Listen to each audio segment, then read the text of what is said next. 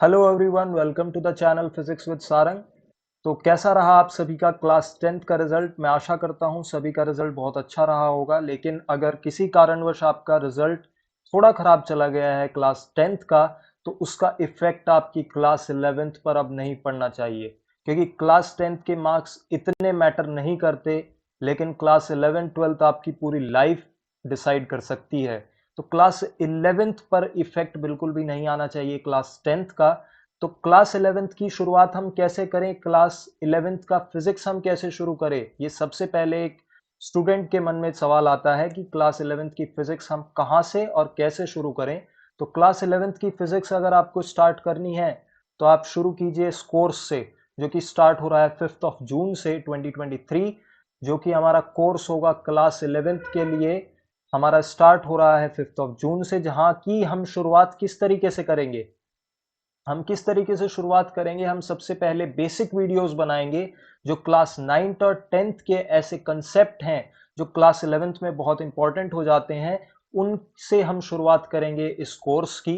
क्योंकि कुछ स्टूडेंट्स ऐसे होते हैं जिनके बेसिक्स थोड़े वीक होते हैं, जो क्लास 9th और 10th में इतना फोकस नहीं रह सकते।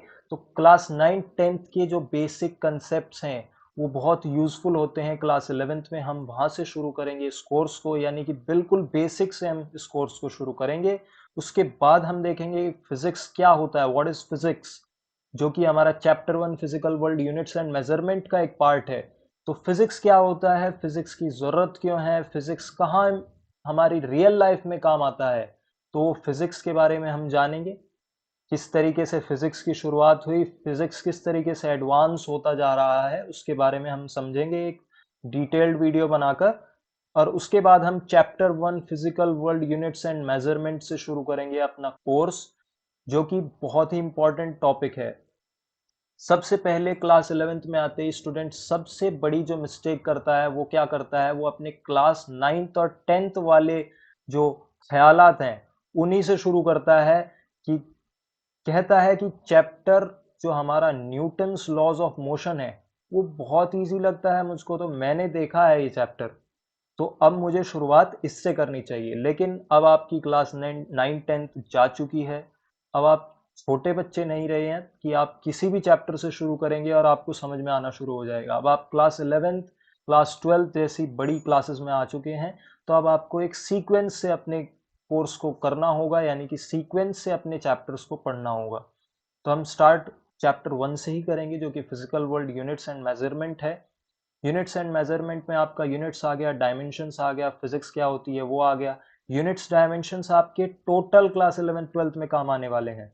क्लास 11th में भी आपको बहुत काम आएंगे। आने वाले जो चैप्टर्स होंगे उनमें से डायरेक्ट क्वेश्चंस बनते हैं बहुत ही स्मॉल, जैसे कि डायमेंशन पूछ ली फोर्स की, डायमेंशन पूछ ली टेंशन की, डायमेंशन पूछ ली स्ट्रेस की।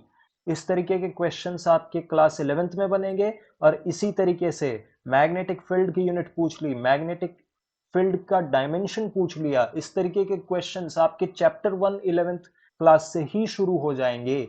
और अगर आपने ये चैप्टर नहीं किया तो इस तरीके के क्वेश्चंस आप क्लास 11th में भी मिस करेंगे और क्लास 12th में भी मिस करेंगे। तो क्लास 11th से घबराने की जरूरत नहीं है। क्लास 11th आपकी जो फिजिक्स है वो बहुत ही इंटरेस्टिंग है। क्लास 12th की भी इंटरेस्टिंग है, लेकिन क्लास 11th की फिजिक्स काफी इंटरेस्टिंग है। और हम इस कोर्स के अंदर क्या करेंगे, हम शुरुआत से ही जेई और नीट के पीवाईक्यूज को भी इस कोर्स के अंदर सॉल्व करेंगे। तो ये हमारा कोर्स होगा जो कि स्टार्ट हो रहा है 5th ऑफ जून से। तो आप सभी इस कोर्स को ज्वाइन कीजिएगा। बुक्स क्या रहने वाली हैं, आपको क्लास 11th में बुक्स कौन सी प्रेफर करनी है, तो बुक्स आपकी रहेंगी NCERT and HC Verma. Concept of physics bye HC Verma एक बुक है, वो सब हर कोई जानता है। क्लास 9 10th से ही अब आप जान गए हैं, क्योंकि अब तो 9 10th में भी एचसी वर्मा सर की एक बुक आ गई है। तो क्लास 11th में आपकी दो बुक्स रहने वाली हैं, एनसीईआरटी और एचसी वर्मा। अब इनकी कंडीशंस क्या हैं, एनसीईआरटी आपको तब फॉलो करनी है जब आपका बेसिक टारगेट सिर्फ क्लास 11th हो। जेई नीट अभी आप फोकस नहीं है, तो आप सिर्फ एनसीईआरटी पे फोकस रखेंगे। और एक एक्स्ट्रा बुक आप ले सकते हैं जहां से आप प्रॉब्लम सॉल्विंग के लिए उस बुक को ले सकते हैं, क्योंकि थोड़ा सा डिफिकल्ट होता है समझना एनसीईआरटी को। तो आप एक बेसिक कोई बुक ले सकते हैं या फिर आप हमारे कोर्स को ज्वाइन कीजिए। हमारे कोर्स में आपको बिल्कुल शुरुआत से हम अच्छी तरीके से एक डिटेल्ड आपको एक्सप्लेनेशन देंगे। तो दूसरी बात क्या होगी, एचसी वर्मा आप कब यूज करेंगे? एचसी वर्मा आप तब पढ़ेंगे जब आप जेई नीट के लिए भी फोकस्ड हैं अभी से क्लास 11th में। तो आप कंसेप्ट ऑफ फिजिक्स को भी साथ के साथ करेंगे, क्योंकि कंसेप्ट ऑफ फिजिक्स आपके बेसिक कंसेप्ट से शुरू करता है और एडवांस तक जाता है, और आपको जेई मेंस, जेई एडवांस, इसके प्रॉपर क्वेश्चंस वहां से मिलेंगे। तो concept of physics HC Verma आप तब करेंगे जब आप एक जेई और नीट एस्पिरेंट हैं। और अगर आप प्योरली अभी क्लास 11th पर फोकस देना चाहते हैं तो आप एनसीईआरटी से शुरुआत कीजिए। तो मिलते हैं अपने 5th ऑफ जून से हमारा कोर्स स्टार्ट होगा, जो कि हमारा शुरुआत होगी चैप्टर 1 से, यूनिट्स एंड मेजरमेंट।